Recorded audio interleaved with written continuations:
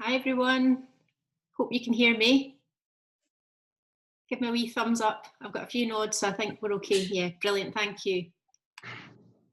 Okay, if you can, once you're in, if you can mute yourself and then pin my video, that would be brilliant. And I'm just going to let a few more people in just now.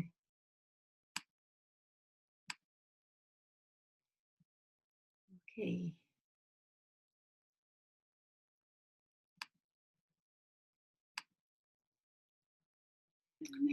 Okay, I think that's most people in. No. Just give me a few seconds and I'll get started. Oops. So you pin the video, Veronica, depending on what you're on. I'm on a Mac, so I can see three little dots at the top right of my video, and I can click them and then pin. But if you're on an iPad, it might be slightly different. You might have to, I think you swipe one way to pin the video. If you can't work it out, it doesn't really matter. You don't need to, I think whenever someone's talking anyway on Zoom, they're highlighted in the video anyway, so it doesn't really matter. Okay, that's 2 minutes past, so we'll get started and I can let people in as and when. Okay,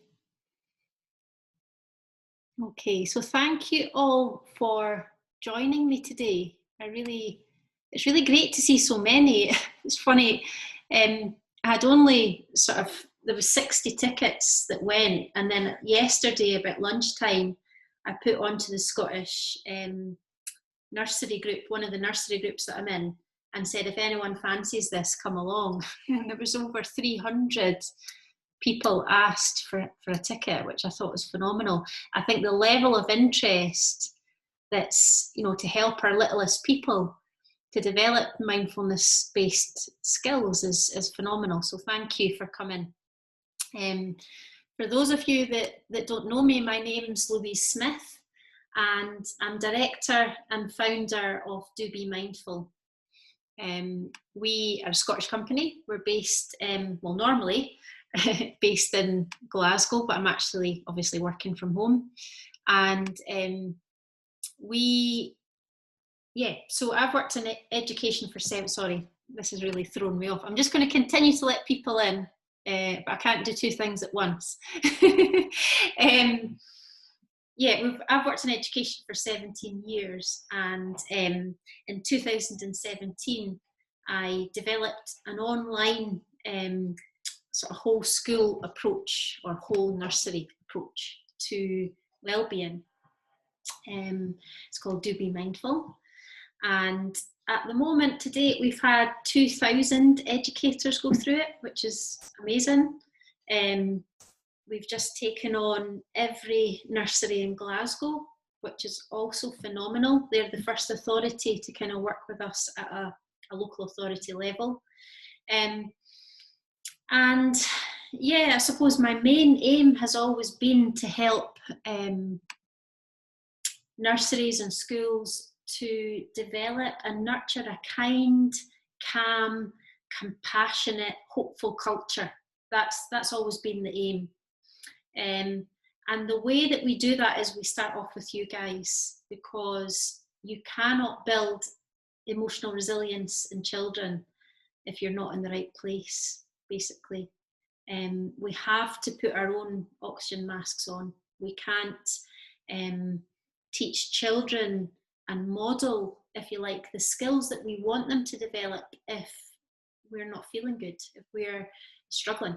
So the idea with our programs is that we start off with you guys, and you do, depending on what course you do, either 5 weeks or 8 weeks of wellbeing training, and it's just focusing on you, nothing to do with pedagogy for the first 4 weeks. It's just to do with how you feel. I genuinely think that the key to everything is staff wellbeing. Sorry, that's my dishwasher. Is staff wellbeing. So It's hugely important. So we always start off with staff. We then build capacity in you guys so that you can deliver mindfulness-based activities to the little ones. And then we've also got a programme for families, because they're the missing link to it all. I think you'll agree. I think you guys do so much work, and you can only do so much work. Sorry, 1 second, someone's just put something in the chat. Hi, as long as Louise is your big video, I think you're pinned. Okay, sorry, okay. Yeah, we have a programme as well for families, because we often find that you guys do a huge amount of work in school or in nursery, and you know, kids can go home to very dysregulated adults, and lots of parents are struggling, you know, with anxiety, stress, depression, and this hugely impacts children. So we want to involve families when we can. And I can tell you lots about that. I can send you information if you're interested in what we do. So today, I'm going to share my screen now. That's 6 minutes past, so I think pretty much everyone will be in. And I'm going to share my screen now with you. I've put some PowerPoints slides together. And however, if anything goes wrong, if you just unmute yourself and say, then I'll try my best to sort it. Okay, so I'm going to share my screen now. Hopefully it'll work. This is the bit where I'm always a bit nervous. Now, can somebody just tell me, can you see my screen? Yeah, okay, great, okay. So I'm going to start off with the plan, right? So today, the plan is that we'll look at a few different things. So what is mindfulness and how do you practice? That's the first thing. Why might we want to practice mindfulness in our nurseries and our schools? And I've put here, you know, with regards to so much technology that we know that children are being exposed to. With regards to ACEs, we know the impact that ACEs have on adverse childhood experiences have on the developing brain, the impact that trauma has on adults and children. So we'll look briefly at how mindfulness might help with that. And also I've put COVID-19, the fact that we're going through, all of us, a collective trauma right now. So why might mindfulness be useful? Okay. I'm going to tell you a little bit about my personal story. So why I got into mindfulness, and if you like, the benefits that I've experienced in my personal life from practicing mindfulness, getting into a regular practice. We'll then look at the benefits of mindfulness for children and adults. There's about 40 years worth of research when it comes to adults and mindfulness, and about 15 when it comes to children and mindfulness. So we'll look at those benefits. We'll look at the science of mindfulness, so what actually happens in the brain. We can tell a huge amount now when it comes to neuroscience, and the fact that we can, you know, they can take images of the brain having any practice of mindfulness, and then after 8 weeks. Normally they base the research on 8 weeks worth of practice, and you can see physical changes in the brain. So we'll kind of look at what those are. Then we'll do a short practice together. I don't think there's any point in coming to learn a little bit about, you know, mindfulness but not experiencing it. You have to feel mindfulness. You have to, it's a bit like swimming, you know, you can't learn the theory without getting in the water. So we're going to have a short practice together. And then we're going to concentrate kind of the last part of our session on mindfulness in the early years and the kind of things we can do to help embed, if you like, a kind and a calm culture wherever we work, or at home, if we're at home with little ones. Okay. So what is mindfulness? So if you Google mindfulness, you'll see there's loads of definitions, but the one that we'll use today is by a man called Jon Kabat-Zinn. And he's kind of like the godfather of mindfulness. Okay, so he pioneered mindfulness in his clinic in the University of Massachusetts in the States about 40 years ago. He initially recruited patients that were struggling with chronic pain. So nothing initially to do with mental health, if you like. It was patients that were struggling with chronic pain that traditional medicine could no longer help. He recruited them and he put them through an 8-week mindfulness-based stress reduction program. And the results of this were pretty amazing, as well as very well documented. So not only did these patients experience less pain after the program, but their quality of life improved. So there was less, they experienced less anxiety and depression and better sleep and things like that. So it's his mindfulness-based stress reduction program that different organisations, if you like, take and change to suit what they, what they need, if you like. So the way he describes mindfulness, and you'll see that on the slides, and I can send you these slides as well afterwards. Mindfulness means paying attention in a particular way. That is essentially what mindfulness is. He talks about mindfulness being when you pay attention on purpose. So right now, it's about you purposefully noticing where you are. So look up from your screen. You're in the room, okay? Feel the temperature in the room. Notice any sounds, any tastes. It's about bringing your awareness even to feeling how you're sitting. So what position are you in? What's sore in your body potentially, or where are you feeling any tension? So noticing, it's very much about noticing at a sensory level or a physiological level. But also mindfulness is about being aware of what we're thinking. So what's going on in our inner world, what we're telling ourselves, what our mental chatter's like, because for most of us it's not very nice. Okay, we tell ourselves some awful things. So it's being aware of what's going on around us as well as inside us. It's being aware of how we're feeling. Okay, and the quote at the bottom is by Sharon Salzberg. She talks about how mindfulness isn't difficult. It's an innate quality. It's in all of us. We've all got the ability to be mindful, and it's nothing, I don't mean it's nothing special, but we can all be mindful, and we tend to be mindful when we're really enjoying something. So, whatever it is that you love doing, you tend to really be present when you're doing it. So for me, it's yoga. I notice what I'm doing. I'm there. I'm not thinking about everything else. I'm not getting lost and carried away in what's happened or what's about to happen.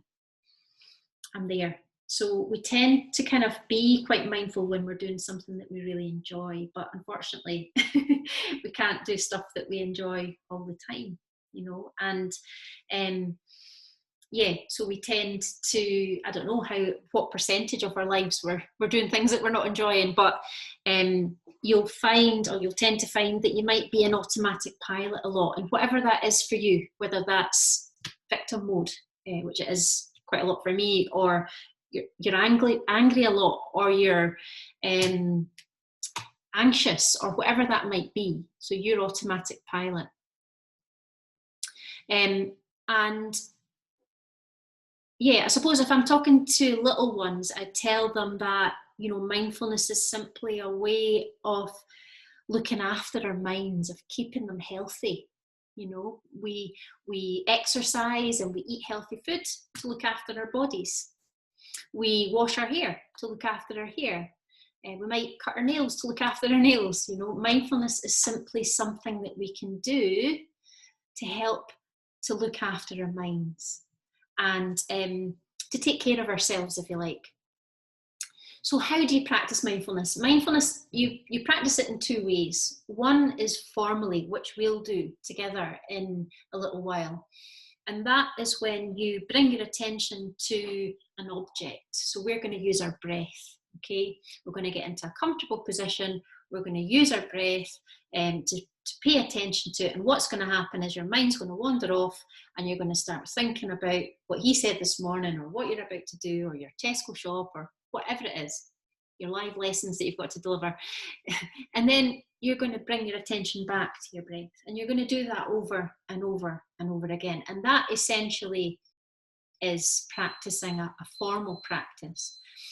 And a lot of people give up mindfulness, you know, after a couple of days, because they say, well, I just can't do that.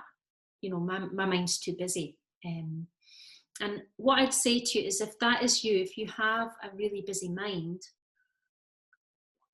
then you have a healthy mind. You know, your mind is meant to think. It's meant to have lots of thoughts. So if you notice that you're thinking, don't be dismayed. Don't beat yourself up about it. It means you have a healthy mind. So that is, if you like, a formal practice. And what we encourage in our program, and most companies will encourage, is for you to do a daily practice. And I'll tell you a bit about my journey. You know, I hated it initially. I hated practicing mindfulness initially. I was non-stop. I was a runner. I was, if I wasn't running, I was obsessively doing other things. So mindfulness was just namby-pamby, woo-wah, you know. I had to stop, and I didn't like it. So you may not enjoy it initially, but it is something that with practice can really improve how you feel. And I'll tell you a bit how it's helped me in a second. And also you can practice mindfulness informally, and that is just basically bringing your attention to whatever you're doing while you're doing it. What you don't do is get up in the morning and say, right, I'm going to be mindful of everything, because it's impossible. You know, you choose one activity. So for me, it was brushing my teeth, and trying during that activity to bring my attention to what I was doing. You know, noticing the taste in my mouth, noticing if I felt balanced or unbalanced, and how it felt to brush my teeth. I know that sounds ridiculous, but start small. You know, don't try to be mindful of everything in your life. Just start with one thing. So that's mindfulness, essentially. Informal practice, formal practice. So why might we consider practicing mindfulness at the moment? I think there's a huge amount of benefits to being in the digital age, you know, a huge amount, but there's also a real negative side. Wherever you are, just look around. Not that we're very many places at the moment, but everybody scrolls on their phone. Everybody's on their phone. And we are taking in an amount, I don't think we even realise, of stimulus. And that stimulus, that constant stimulus, has a real impact on our nervous systems. It also has an impact on our ability to pay attention. And I think, if we're totally honest, a lot of us are struggling with addiction to our phones as adults. And it is really impacting on our ability to pay attention and on how we're feeling. You will also see, probably in the work that you're doing with the little ones, this in children. So our children are being exposed to a huge amount of technology. They've been born into this, you know, whilst most of us, although some of you are very young, but most of us have had some sort of grounding, if you like. You know, we had to call on our friends to connect with them. We had to physically, that might have been actually phoning them to speak to them, or it might be been, you know, actually calling on them to connect, going out to play, lots of unstructured play. These children that we work with, this Generation Z, if you like, they have been born into this. They've been born into a time when their parents are extremely distracted with technology. Possibly not even really there a lot, if you know what I mean. They are getting a lot of technology, and this really does have an impact on their ability to pay attention. So although we might say to them, pay attention, calm down, they don't really know how to do that. And I think that's you know, the first thing I want to kind of stress is that they really are challenged because of the amount that's going on, you know, with when it comes to stimulus and their brain. Okay, so we've got that. I think looking at my own children, if I take my middle one who's 17, his ability to multitask is incredible. So he'll play his PS4, Call of Duty, he'll be eating, he'll be talking to other people, he'll be Snapchatting his friends at the same time. You know, he's doing an amount of things at the one time. Are you keeping this box? Can everybody mute themselves? It's just I can hear somebody, so double check that you're muted. Oh no, I can throw it away. Look, I don't know why your mom brought that to us. 1 second. Very well. 1 second. I'm going to come back on and I'm going to stop screen sharing for a sec. I am going to mute everybody. Okay. Okay, I think that's me again. So I'm going to start sharing my screen again, okay? Let me just double check the chat, make sure that these are okay. Yes, I will forward on the slides, not a bother. And, oh, sorry, yeah. When I'm sharing my screen, I can't see if anybody's waiting. So that's why there was a few of you waiting there. So I'm going to share again. So 1 second. I plan to do quite a few of these sessions as well. So if you don't manage along or your colleagues didn't manage, I can, I'll do this again, and I'll also send the recording as well. So yeah, where were we? We were looking at children, their ability to multitask, but again, this affects their attention, their ability to do one thing. So if I ask my middle son to sit and watch, you know, a film, it's actually painful, you know, to watch him. He's just like Snapchatting, and then, you know, and I'm in the shot, and, you know, it's tough. So yeah, we're also living through a really stressful time at the moment with COVID-19. I don't have to tell you guys that. The restrictions, you know, now the lockdown, there's a huge amount of uncertainty and fear, and we can spend a lot of time worrying, ruminating, thinking, planning, basically spend a lot of time in our heads. And this constant thinking can have a huge impact on our minds, our bodies, and our overall well-being, because our brain thinks that we're in danger. It thinks that we are about to get eaten by a saber-toothed tiger, if you think about, you know, when we were cavemen and women. And actually, we're having a really difficult conversation with our boss, or we're having to plan live lessons, or, you know, we aren't in danger as such, but our brain thinks that we are. So it floods our system with really corrosive cortisol and adrenaline, all these chemicals, if you like. And that has a huge impact on our bodies. We are literally becoming more and more inflamed. You know, so many of us have chronic illnesses, myself included, because of this constant stress, chronic stress. So our bodies are becoming more inflamed.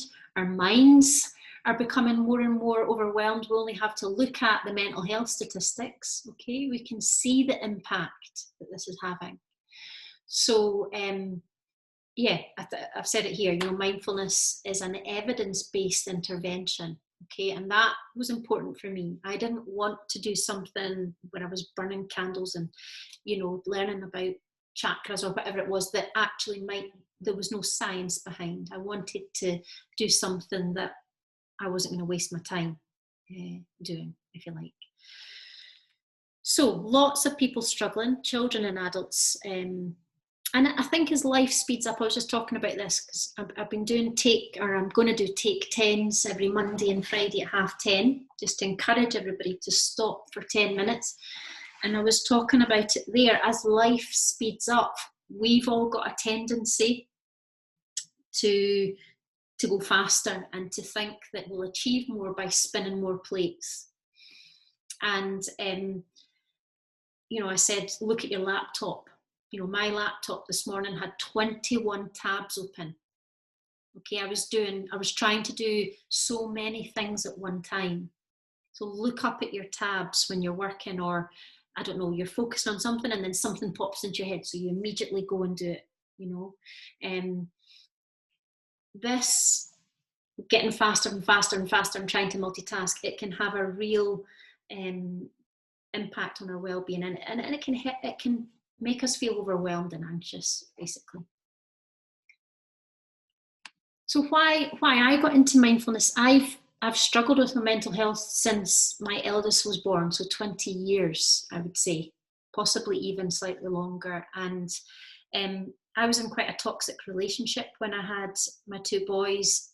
So whether that was what, you know, made me feel anxious, or whether it was anxiety that kept me in a toxic, I have no idea. But I struggled, and life was difficult, and I obviously was difficult, and at times still is, don't get me wrong. It's not that anxiety disappears, woof, gone, mindfulness makes it go. It's that I have to kind of proactively manage my mental health. And you know, people often ask me what I do for a living. I'm like, manage my mental health full time. I've struggled for a long time. But didn't want anyone to know for a long time. You know, I tried to sort of cope just by constantly doing stuff. So I ran a lot. I thought if I ran, it would help me release my stress. And I started to get to a point where I was running 13 miles at times in a day, and still not feeling any better. So still not sleeping. I was physically exhausted, but I was wired. I was mentally just wired. I couldn't switch off.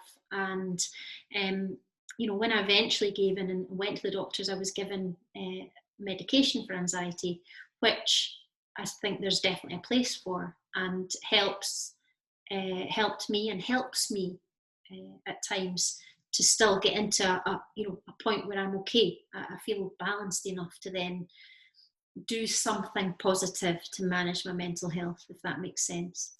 But that was really all the doctors could give me, was medication. And what I always found was when I came off medication, I would relapse. And it wasn't until it was actually a head teacher who's a good friend, said to me about mindfulness in Edinburgh. I went along to a course, and I did a mindfulness-based stress reduction course, and then a mindfulness-based cognitive therapy course. And I noticed a massive difference. Not initially, and I said that at the start. What I found was that I enjoyed the class. So I used to kind of go for 2 hours to a class and float home afterwards. It was an amazing feeling. Now I know it was my parasympathetic nervous system. I was relaxed. I was breathing for 2 hours. I had nothing to do. So in the class, it was good. But like anything, if you don't practice what you're being taught, there's no improvement in well-being. And the doctor that ran our course said that there's no point in coming every week if you're not going to practice in between. And I remember for the first 4 or 5 weeks, actually, and I'd said to myself, I'm going to do this every day. I'm going to do exactly what you tell me. And if nothing changes after I do all this, then I've lost my time. I remember saying that to myself because I didn't want to feel like this anymore. I wanted to have control of how I was feeling. And actually, obsessively running and obsessively cleaning, it wasn't giving me that control that I needed. Okay, so I remember saying that to myself, and for the first 4 weeks, it would come up on my phone that I had to practice, and I would think, oh my God, got to sit again. I'd be so much more productive if I just cleaned Jacob's cupboard, or I don't want to do this, I want to run, or I want, there was a feeling of dread that I had to sit down and do my practice. So the reason I tell you that is because it's not this fairy tale story of, someone told me about mindfulness and then I did it once and it was wonderful and my life changed.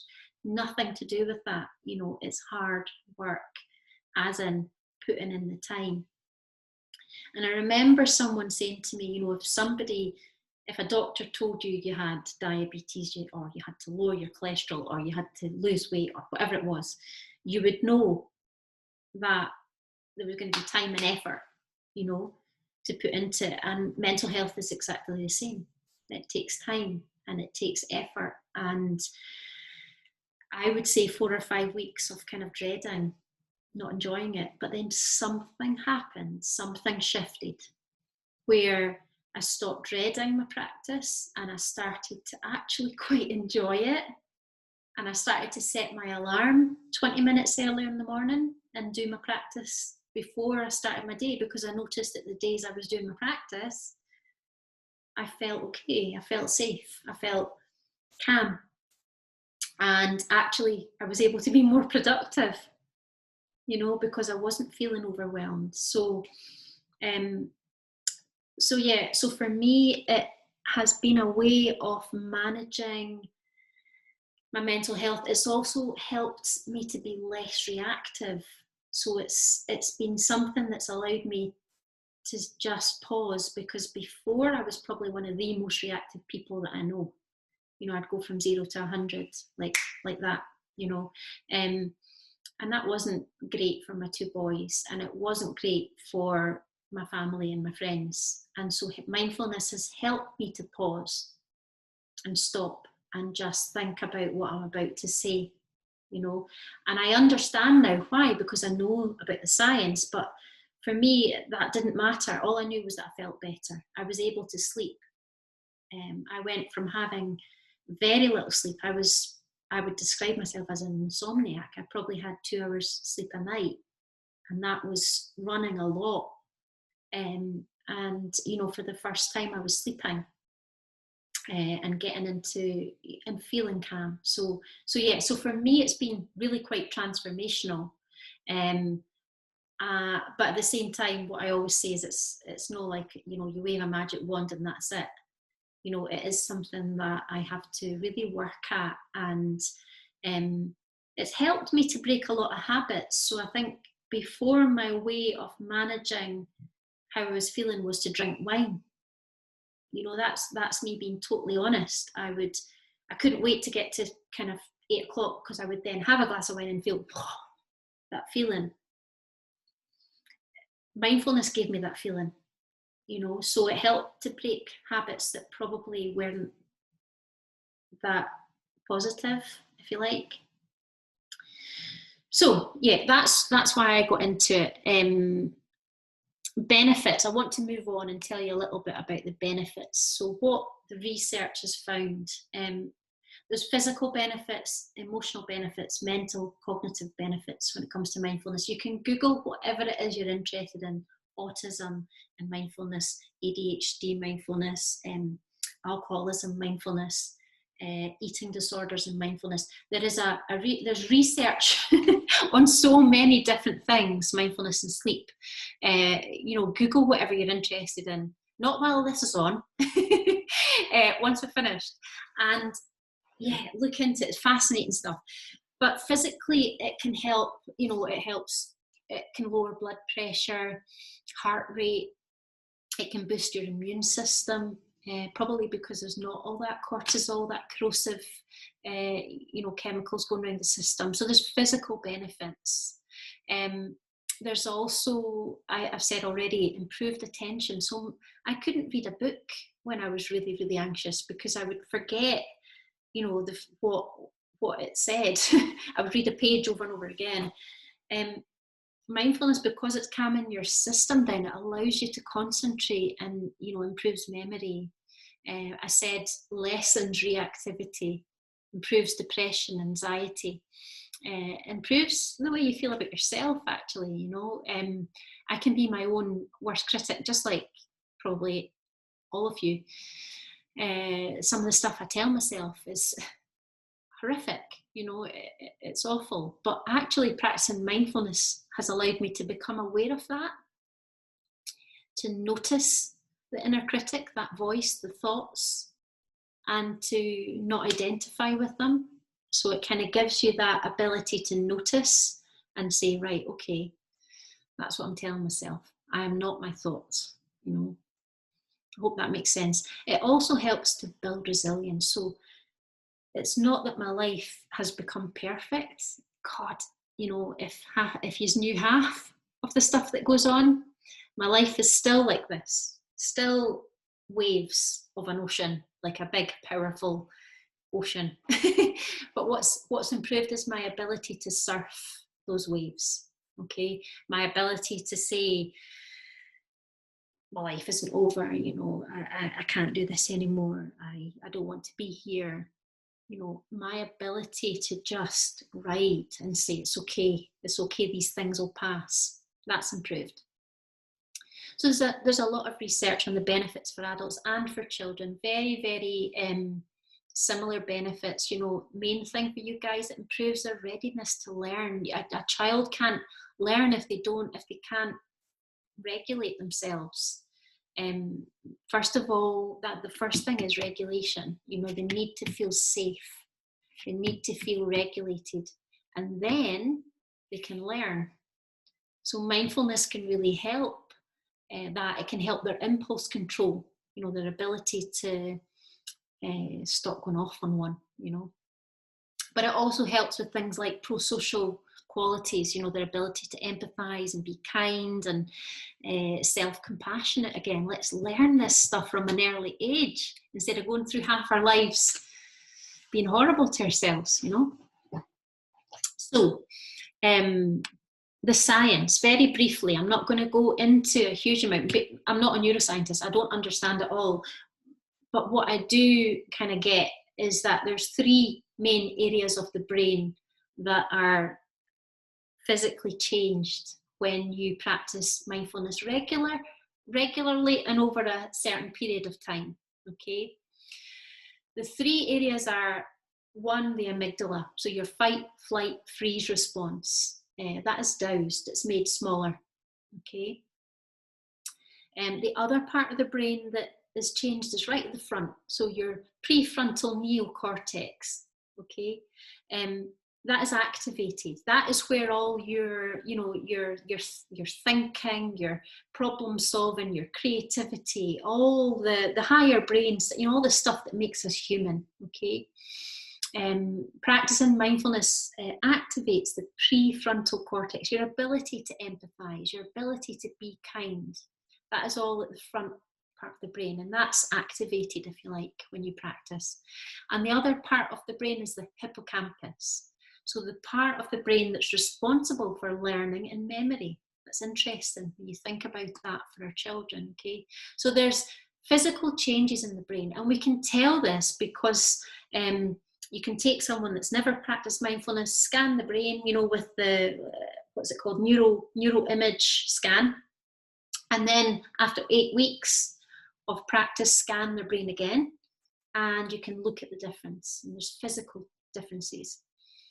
What scientists have found is that when you practice mindfulness, there's new neural pathways created. Okay, so if you imagine, we've all got billions of neural pathways just now. Okay, the more we do something, the more that neural pathway gets stronger. So you've probably heard neurons that wire together fire. I can't remember the phrase now, it's not on my head, but the more often you do something, the deeper, the thicker that neural pathway. Okay, so if you imagine, if you're doing something quite habitually, so me drinking wine every single night, for example, that became quite a strong neural pathway. Okay, when you practice mindfulness, new neural pathways are created. Okay, your ability to make different choices. Okay, that's probably a good way of putting it.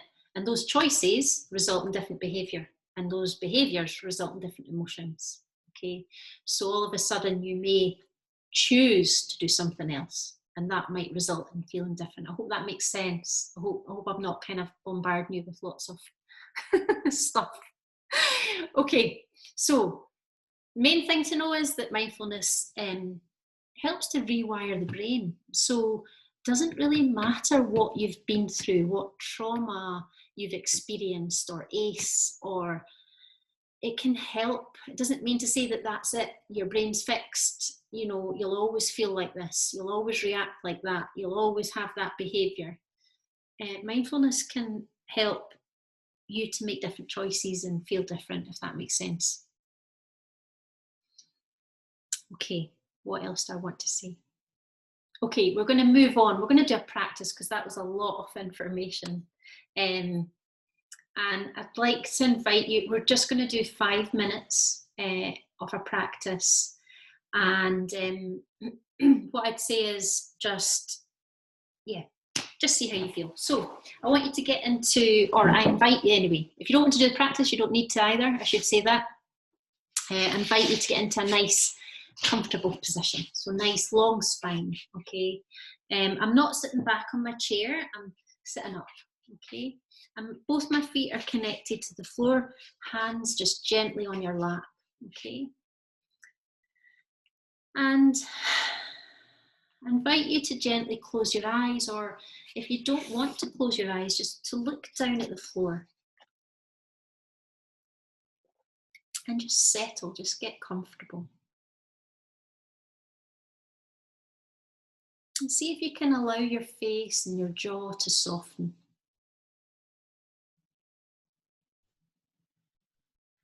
And then in your own time, just take in 3 full breaths. So we're going to breathe in through the nose and we're going to exhale with an audible sigh. And I'm the only one that you can hear, okay? So don't worry, you can make it as loud as you want. So inhaling fully and exhaling through the mouth. We'll do that another 2 times. So inhaling, exhaling, and then inhaling again. Exhaling. And then just allowing your breath to return to normal. And as best you can, setting aside any worries or work commitments and seeing if you can give yourself permission to really be here right now and start to unwind. Okay?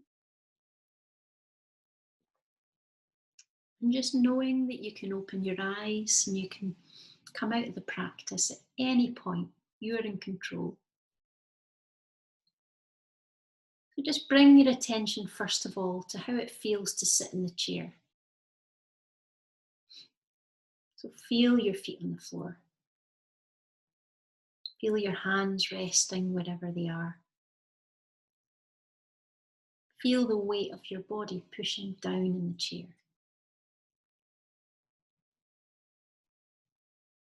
Just notice whatever you notice.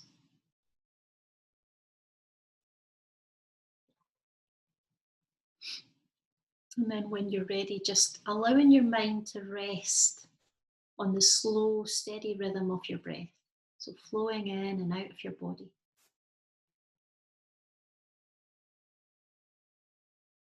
So simply noticing your breath, not trying to change it or control it in any way, just noticing the ebb and flow of your breath.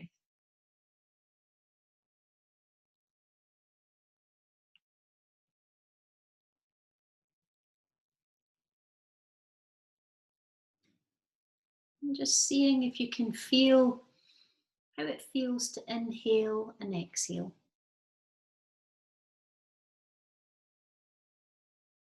So as you breathe in, your belly rises, your chest rises, your shoulders rise. As you breathe out, they fall.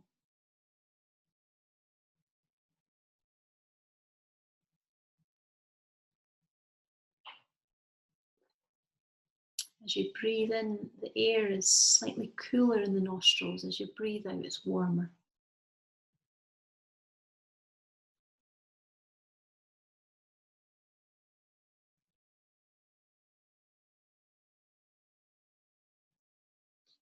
And if your mind wanders, just knowing it's perfectly normal and just gently, kindly bringing your attention back to the feeling of the gentleness of your breath.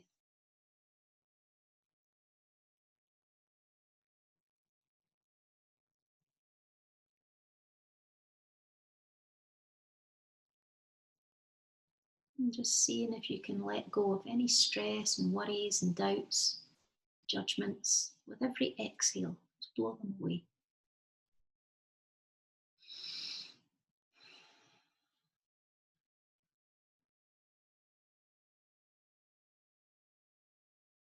Mind wanders, that's okay. You gently, kindly come back to your breath, to this feeling of softening.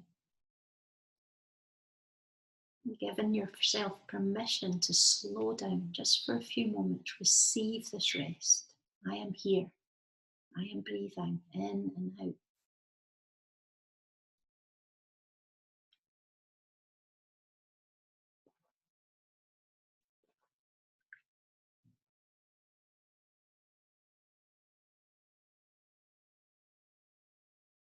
Breathing in, belly rises, chest rises.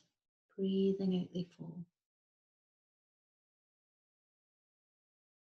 If your mind's still busy, just say to yourself, breathing in, breathing out, or count your breath even.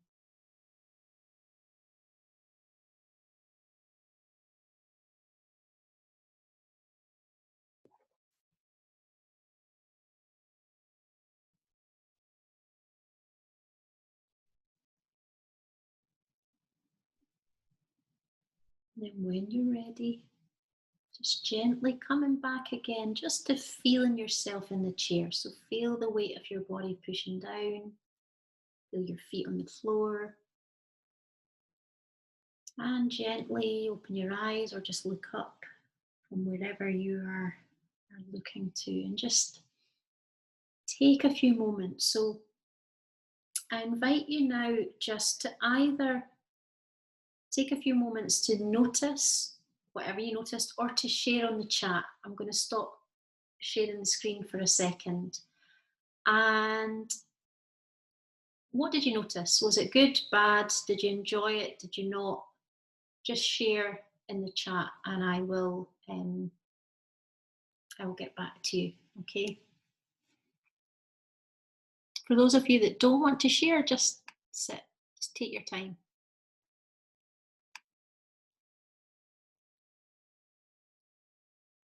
Okay, so you noticed, Natalie, the sound of the weather outside. And it might be that that's your thing. So paying attention, we've paid attention there to our breath, but you can pay attention to sounds, and we do that with the wee ones as well. Sometimes it's a bit easier for them. Is to bring your attention to either one sound, like a little singing bowl, I've got mine over there, and listening to that one sound, or just as you've said, bringing your attention to the sounds around you, and noticing, what do you notice, and trying to be non-judgmental about those sounds. Oh, that's really annoying, that's really annoying. Just trying to notice the sounds. That can be the other way of practicing mindfulness. So well done. Okay, so Veronica, you noticed the traffic, your mind wandered a few times, totally normal, okay? Jamie Lee, you enjoyed it. You felt calm and relaxed. Lovely. Jackie, calm and relaxed as well. Feeling lighter. Yeah, Jennifer, I know what you mean. There's almost something about after you practice where, not all the time, because sometimes I can finish a practice and still feel like, that's okay. It's not a magic wand, okay? Sometimes you need a bit longer than 5 minutes as well. But what I'd say is when you start small and just then go longer. And especially with children, I'll come on to that in a second actually. Okay. Donna, needed that. It's been a busy, stressful day. I felt anxious to put my children to school. Didn't realise how much tension I was holding in my body. Absolutely. I think what you guys are doing now is unbelievable. And this is my whole reason for kind of aiming everything I'm doing at education at schools, is because teachers, educators, anyone that works in a nursery, you know, you've got not just all your kids and the learners and the families and all the folk you feel responsible for, but you've also got all your own stuff.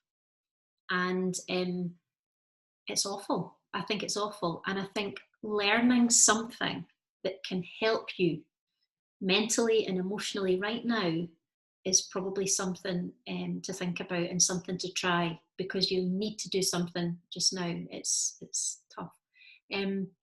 Okay, lots of comments. Some people found it hard. Yeah, Morgan, you said you've tried mindfulness a few times, you found it so difficult. It is really difficult to start, and it does help if you are guided when you're starting. So don't just sit here in silence. Put on Insight Timer is a great app. It's a free app.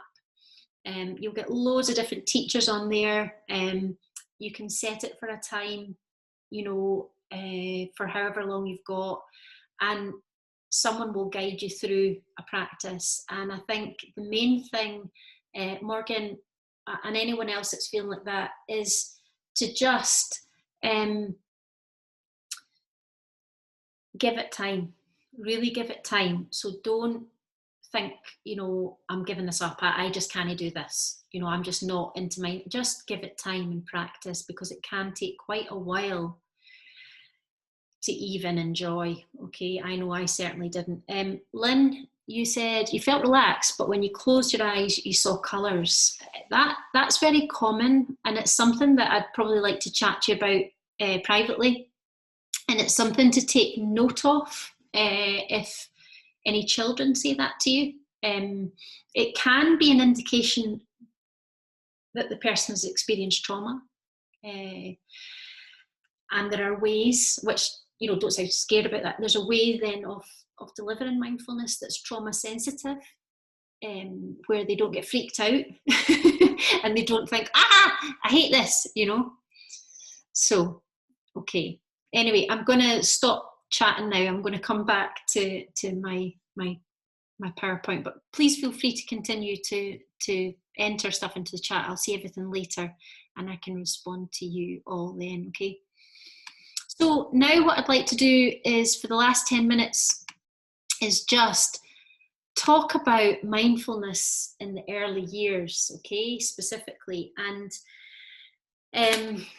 what we can do as educators. So the most important tips, if you like, for introducing mindfulness into your setting with our littlest people, okay? I've put this picture on. I could have put lots on. I've got lots of pictures of children practicing mindfulness from, 2 to teenagers. But I wanted to put this one on because I think you can see from their faces just how much they enjoy it. And actually, the little boy with the dog on his t-shirt, I always tell this story, so sorry if you've heard it before, but when I went into this nursery, the nursery teacher, the EYO, said to me, good luck with him. She kind of looked at me and she was like, what are you going to do? And actually, he stayed for 3 practices. He slept for 2 of them and kind of just dozed for the other one. Children, and often the children that you think won't enjoy mindfulness, they tend to have quite a natural affinity to it. It's almost the younger we are, the easier it is to stop and just be. And it's lovely to give them the time to do that, because often their lives are so crazy and so non-stop. But yeah, so mindfulness in the early years, these pictures are from one of our nurseries, Bonnie Broom Nursery in Glasgow, and we've worked with them for a couple of years. The head teacher there is a lovely lady called Claire McLaughlin, who's always up for a chat if anyone's interested in Do-BeMindful or in mindfulness in general in nurseries. She sent us a couple of photos of her children practicing. They practice daily, so they do one practice every day. So the children that are lying down are outside doing their mindful breathing.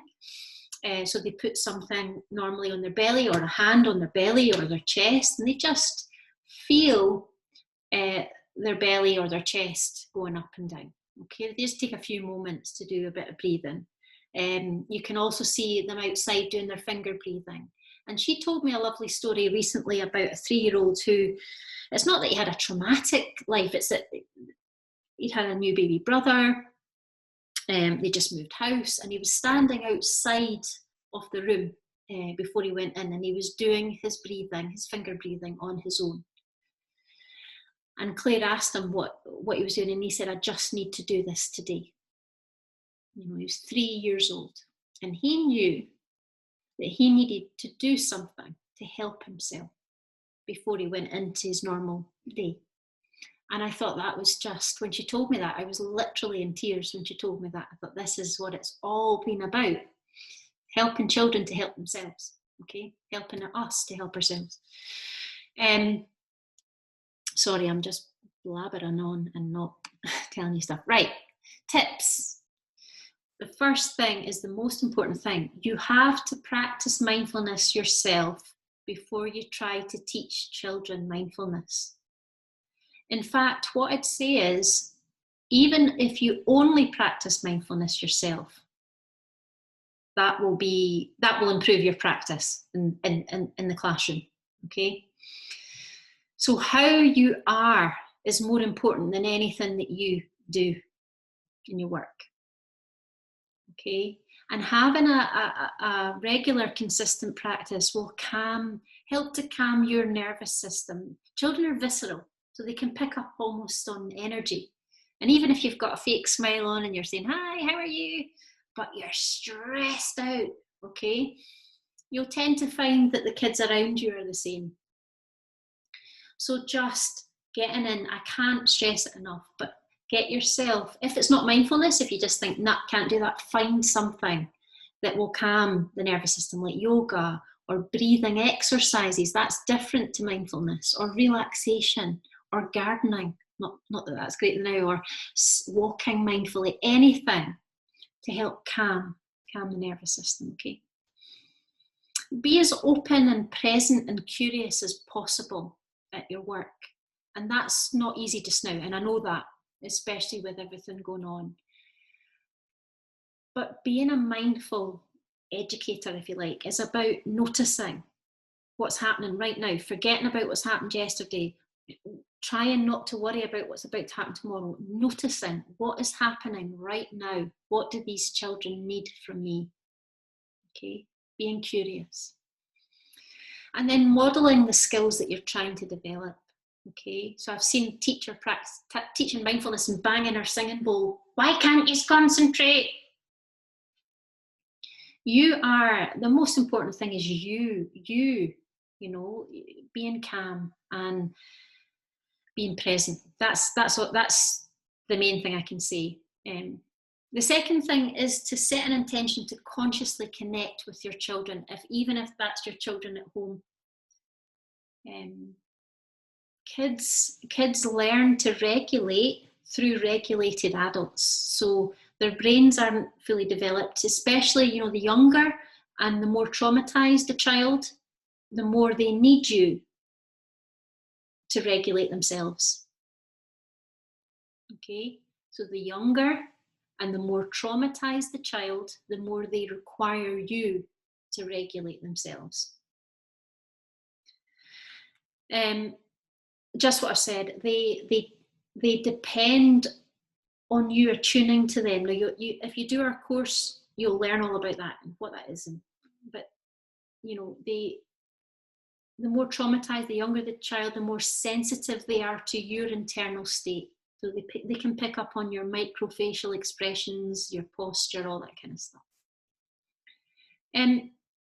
Introducing short, regular mindfulness-based practices once you're in a regular practice. So don't just, I really enjoyed that, I'll just go and teach it tomorrow. Please don't dabble. That's probably the main thing I'd say. Don't put on videos and teach the kids through videos when you may have a child that is going through ACEs at the moment, and closing their eyes and concentrating on their breath may re-traumatize them. You know, you want to be really careful when it comes to dealing with children's emotions. So first thing is, know what you're doing. Don't dabble. Do some training. Do a program. Do some training, okay? And once you know what you're doing, introduce short daily mindfulness practices. They don't have to be long, a couple of seconds. And you can introduce little things to kind of encourage the children to start exploring more than their breath. It might be, you've probably seen the glitter jars. So I use that quite a bit with Mia, my youngest, who's 6, you know, when I'm angry, for example, I say, look, you know, look at my mind just now, it's going everywhere, just like this glitter. You know, can you please help me to breathe? I need your help to help me just now to calm. And we'll do our breathing, and the glitter will settle to the bottom of the jar. And I say, look, my anger's not gone away, it's still there, look. But the difference is I can see now. I can see a bit more clearly. So now I can say what I was going to say. And she's helped me then to just calm myself down. So you can start to introduce things, little practices, you know, 3 things that we're grateful for, or self-massage. We've got lots of ideas, but I'd say the main thing is for you guys to start a practice, first of all, if you enjoy it, and to consciously, you know, connect with your children. The littlest, you know, kids, you guys are responsible for them, and it's amazing what you do. I should have said that before. Right, last thing, because I realise it's 12 o'clock. We've got lots of stuff for you guys. This is a poster that we've put together. It shows all, you probably can't see it, it's got all the health and well-being E's and O's that you develop, and it also shows how mindfulness and various activities are underpinned by Shinari. For those of you, sorry, that are Scottish, I know not all of you are. I've also got the Welsh versions and the English versions of these posters.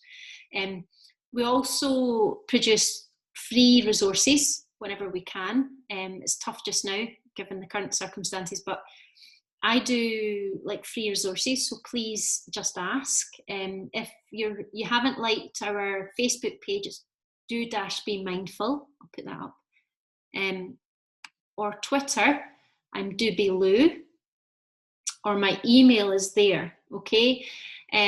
Please, if you like anything, you know, get in touch. We do tend to work with a whole authority, that'd be nice, a whole nursery or school, rather than individuals, because it's more sustainable. It's more about a culture rather than a really motivated teacher, which I get, and you know, but we try to work with a whole school and get them to take staff wellbeing seriously, and then to look at children's wellbeing, and then to look at families, okay? But any questions, please get in touch. I hope that's been useful. I'm going to stop sharing my screen. I hope that's been useful for you guys, and yeah, I will happily, Jamie Lee, you've said about the PowerPoints, absolutely, I can share them with you guys, no bother. Judy, you've asked for a demonstration of finger breathing, of course. So everybody can put their hands up, okay? One hand up, and we're going to use our pointer finger, okay? And we're going to start off at the base of our thumb, and we're going to breathe in as we go up, and breathe out as we come down. Breathing in. Nice, full, soft breaths. Breathing out. Breathing in. And breathing out. So you get the idea. Okay, so you go around. Now, after the 5 breaths, we would say, just like I asked you guys, how did that make you feel? What did you notice? You see, the same to children. So how did it make you feel to take those breaths on our fingers? What did you notice? Do we need to take another 5? You know, it's about encouraging them to reflect on how that practice made them feel, if that makes sense. Okay, hopefully, I appreciate that's 5 past, and you guys, I've no doubt, are really busy. So any questions, please pop them into the chat. I will get back to you, and I'll email you all out with the slides, and also the report that I put together on how our programme impacts on wellbeing of staff, the first 800 that did our course, and also in children. So You're very welcome, everybody. Thanks for saying thanks. It is no bother at all. Hopefully I'll see some of you in our Take 10 on a Monday and Fridays at 10:30. Please, if you don't mind, all I ask is that you leave a review on our social media, either Twitter or Facebook, if you'd be so kind. And yeah, and thank you all very much, and take care. Have a good day, and I'll see you soon. Okay, take care, everybody. Any questions, just unmute yourself, by the way, and ask.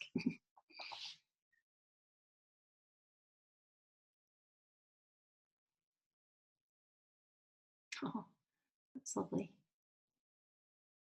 I can send you information, Crystal, on the parents programme, no bother.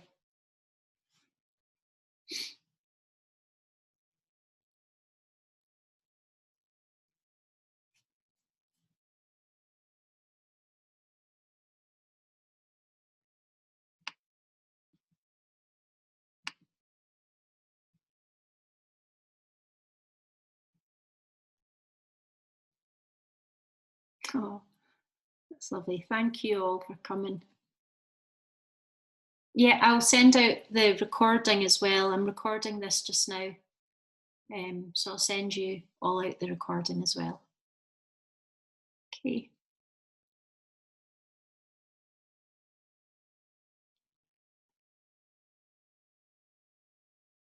Okay, I think that's it. So take care, everybody. Bye.